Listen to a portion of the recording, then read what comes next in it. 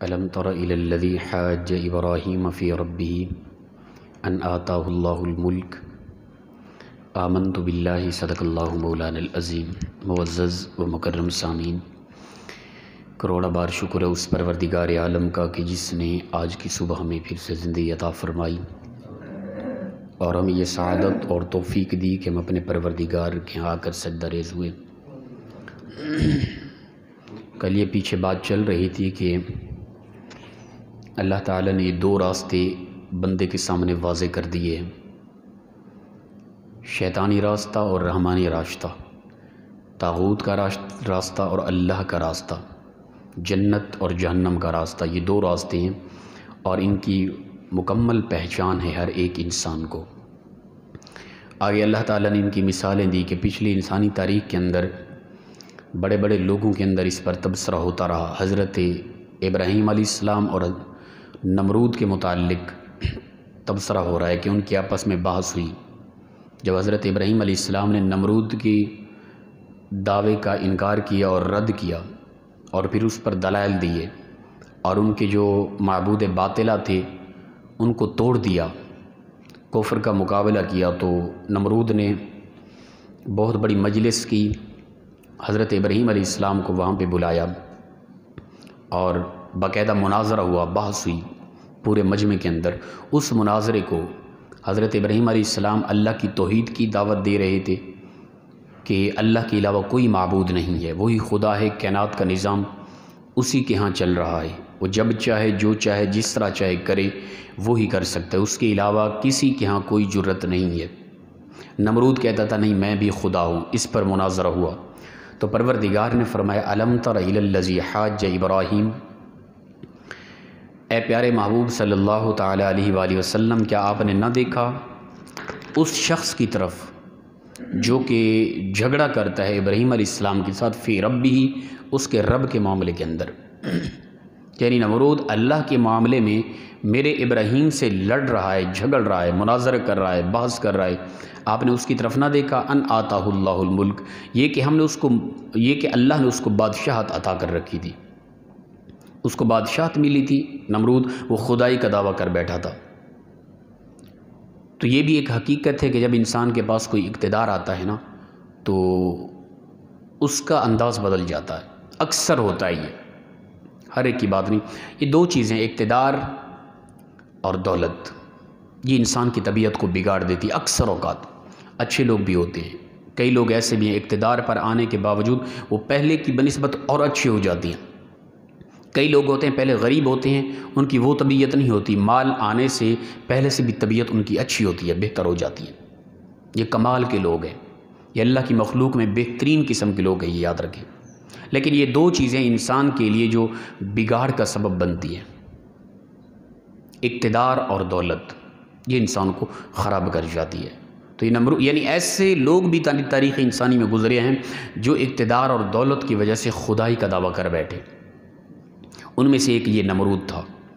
تو اللہ فرماتے ہیں اس کو اللہ نے بادشاہت عطا کی تھی، وہ اس کے نشے میں دھن تھا، اس نے خدا ہونے کا دعویٰ کر دیا۔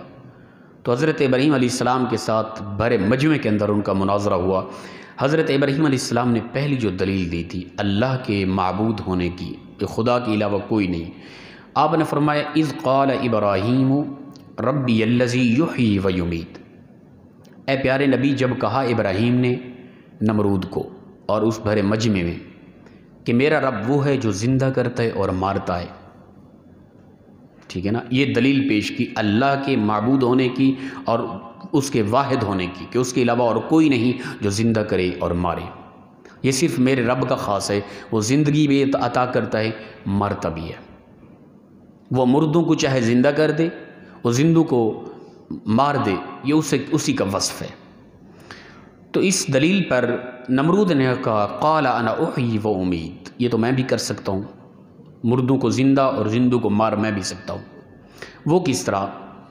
آگے جو تفاسیر میں آتا ہے، اس نے یہ کیا کہ دو قیدی تھے اس کے پاس، ایک پر سزائے موت کا آرڈر ہو چکا تھا، ایک کی رہائی ہو چکی تھی، ان دونوں کو بلایا۔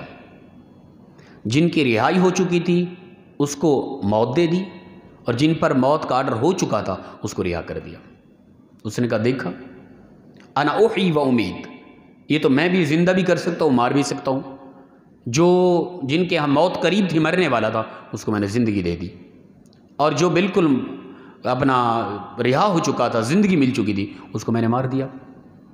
حالانکہ ابراہیم علیہ السلام کی دلیل یہ نہ تھی، آپ کا یہ کہنے کا مقصد کہ اپنا ربی الذی یحیی و یمیت، کہ میرا رب وہ ہے جو زندہ کرتا ہے اور مارتا ہے، یہ مقصد نہ تھا۔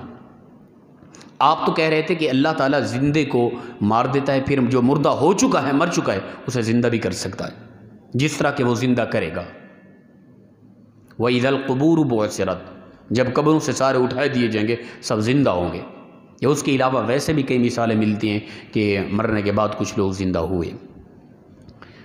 تو انہوں نے وہ بات سمجھی نا، انہوں نے کہا کہ انا احیی و امیت، یہ تو میں بھی کر سکتا ہوں۔ حضرت ابراہیم علیہ السلام نے ان کی اس دلیل کا رد کر بھی سکتے تھے، نہ کیا۔ حضرت ابراہیم علیہ السلام نے اور ایک بہترین قسم کی دلیل دے دیا گیا اللہ کے اللہ ہونے پر۔ قال، فرمایا ابراہیم فإن اللہ یأتی بالشمس من المشرق فأتی بها من المغرب، فرمایا کہ میرا رب وہ ہے۔ اچھا تم یہ دلیل اس طرح کر رہے ہو کہ تم بھی زندہ کر رہے ہو اور مار رہے ہو، تم کہتے ہو اب اس طرف ہو کہ میرا رب وہ ہے جو سورج کو مشرق کی طرف طلوع کرتا ہے، مغرب کی طرف غروب کرتا ہے۔ اگر تم خدائی کا دعویٰ کرتے ہو تو فأتی بها من المغرب، تم لاؤ سورج کو مغرب کی طرف، یہ کر کے دکھاؤ۔ فبہت الذی کفر، وہ کافر مبہوت ہو گیا، اس کے ہوش اڑ گئے کہ یہ کیا۔ حالانکہ اس پر بھی جواب تھا، نمرود اس پر بھی جواب دے سکتا، وہ کہہ دیتا نہیں جی یہ تو میں کر رہا ہوں، سورج کو مشرق کی طرف طلوع میں کر رہا ہوں، مغرب کی طرف غروب کر رہا ہوں، تم اپنے خدا کو کہو کہ وہ مغرب کی طرف طلوع کرے، یہ بھی بات بن سکتی تھی۔ لیکن فبہت الذی کفر، بڑے مجمع کے اندر اللہ کے نبی کی گفتگو کا ایک خاص روب تھا، ایک دبدبا تھا، تو اس کے ہوش اڑ گئے، وہ پریشان ہو گئے، بھی یہ کیا کہہ دیے اس نے، اب کیسے ممکن ہے کہ میں سورج کو مغرب کی طرف طلوع کروں۔ تو اللہ فرماتے کہ اس کے ہوش اڑ گئے۔ واللہ لا یہدی القوم الظالمین، اللہ نہیں ہدایت دیتا ظالمین قوم کو، ظالم قوم کو اللہ ہدایت نہیں دیتا۔ تو یہ ہوتا ہے بعض اوقات ناحق ہونے کے بعد، سمجھنے کے باوجود اپنی باطلہ انداز کے متعلق دلائل دیتے ہوئے کافی لوگ نظر آتے ہیں۔ اسلام یہ ہے کہ ہم اپنی رائے کو پس پشت کر دیں، اپنی سوچ فکر کو ہٹا دیں، اللہ اور اس کے رسول کی مانیں۔ قرآن کیا کہہ رہا ہے، میری طبیعت اس کے خلاف آ رہی ہے، میری طبیعت اس کو قبول نہیں کر رہی، میرا مزاج اس کے بالکل برعکس ہے، اس کو رد کر دوں، اپنی طبیعت کو بالکل سامنے نہ رکھوں۔ جو حکم آ رہا ہے میری طبیعت پر اکتاہٹ ہو رہی ہے، پریشانی ہو رہی ہے، میری سوچ فکر طبیعت نہیں مان رہی، پھر بھی میں اپنی طبیعت کو، اپنی ذات کو سائڈ پہ کر کے اس کے سامنے سر جھکا لوں، اسے اسلام کہتے ہیں، ایمان کہتے ہیں، اور ایمان بالغیب کہتے ہیں۔ ہمارے ہاں تبصرے ہوتے ہیں، نہیں جی ہماری طبیعت مان ہی نہیں رہی، عقل ہی نہیں مانتی۔ بھئی اللہ کے معاملات کو عقل سامنے لے کر آنا اور اللہ کے معاملات کے ساتھ عقل کا موازنہ کر رہا ہوں، ان کو لڑانا، میری عقل نہیں مانتی، یہ چاہے جو بھی حکم ہے، یہ ایسے ساتھی کہیں ملے ہیں تو یہ ایمان نہیں ہے۔ یہ پھر وہ پچھلی جو بات آ رہی ہے نا، والذین کفروا اولیاءہم الطاغوت، ٹھیک ہے نا، اولیاءہم الطاغوت، وہ طاغوت اور شیطان کی پیروی کرنے والے وہ لوگ ہیں، کیونکہ شیطان باہر بھی ہے اندر بھی ہے، جو نفس امارہ ہے، وہ انسان کے اندر اس طرح کی سوچ فکر پیدا کرتا ہے۔ تو اسلام یہ چیز ہے کہ جب بھی کوئی معاملہ اسلام کا سامنے آئے ہمارے، وہ ہم پہلی مرتبہ سن رہے ہیں، چاہے یہ بھی ہوتا ہے نا جی آج نیا مسئلہ آ گیا جی پہلی مرتبہ سنائے گی، نیا مسئلہ نہیں ہوتا میرے بھائی، وہ 1400 سال پہلے کا ہوتا ہے، لیکن وہ ہماری عدم توجہ کی وجہ سے پہلی مرتبہ آ رہا ہوتا ہے سامنے ہمارے۔ ایسے ایسے ساتھی کہہ رہے ہوتے جی لو جی نیا مسئلہ انہوں نے آ کے بیان کر دیا ہے۔ بھئی پہلے تجھے ٹوٹل اسلام کی مسائل کا علم تھا، کوئی ایسا مسئلہ نہیں رہتا تھا جس کا تجھے علم نہ ہو، یہ پہلی مرتبہ یہ ہے، نیا آ گیا یہ نئی حدیث سن لی ہے جی لو۔ بھئی ٹوٹل حدیث مبارکہ تجھے یاد تھی، جتنا بھی ذخیرہ حدیث ہے، جتنا کتابیں حدیث کی ساری، وہ تجھے یاد تھی، یہ ایک رہتی تھی، اب تمہارے سامنے آئی ہے۔ بھئی تجھے تو ایک بھی یاد نہ تھی، ماشاءاللہ جو بھی حدیث لائیں وہ تیرے لیے نئی ہے، دراصل وہ نئی حدیث نہیں، وہ بھی 1400 سال پہلے کی ہے۔ تو اس طرح کے تبصرے عجیب ہوتے ہیں۔ میں یہ سوچوں کہ یار یہ مسئلہ ماشاءاللہ پہلی مرتبہ میرے سامنے آیا ہے، پہلے نہ سنا تھا، یہ ہے ایمان۔ ہم اپنا سر تسلیم خم کر لیں جب بھی اسلام کا کوئی حکم ہے، اسے ایمان بالغیب کہتے ہیں۔ اپنی سوچ فکر اپنی طبیعت کو بالکل پس پشت کر دیں، یہ ایمان ہے۔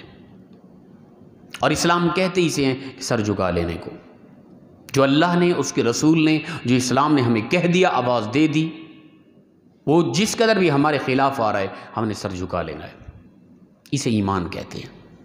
تو لہٰذا یہ طبیعتیں تھیں پچھلے لوگوں کی کہ نہ ماننا، ہر درمی کرنا اور اس پر دلائل جھاڑنا، اگرچہ دلیل نہ ہو پھر بھی بنا چڑھا کے دلیل پیش کرنا اور اپنی طبیعت کو فوقیت دینا، احکام الہی کو رد کر دینا، یہ تھا کفر کا انداز اور پچھلی امتوں کا انداز تھا۔ یہ ہمارے ہاں بہترین مومن وہی ہے جو ہر وقت سر جھکا لیتا ہے، بھی اللہ کا فرمان آ گیا بس ختم ہو گیا۔ ہمارے ہاں یہ تبصرہ ہو رہا ہوتا ہے، کئی مرتبہ کچھ ساتھیوں کے ساتھ پڑھے لکھے بھی ایسے ملے، ان کے ساتھ بھی تبصرہ ہوا کہ نہیں جی نہیں، ہماری طبیعت نہیں مانتی، ہمارے بزرگ یہ کہتے ہیں۔ ان بزرگوں کو یہ قرآن حدیث نظر کیوں نہ آیا؟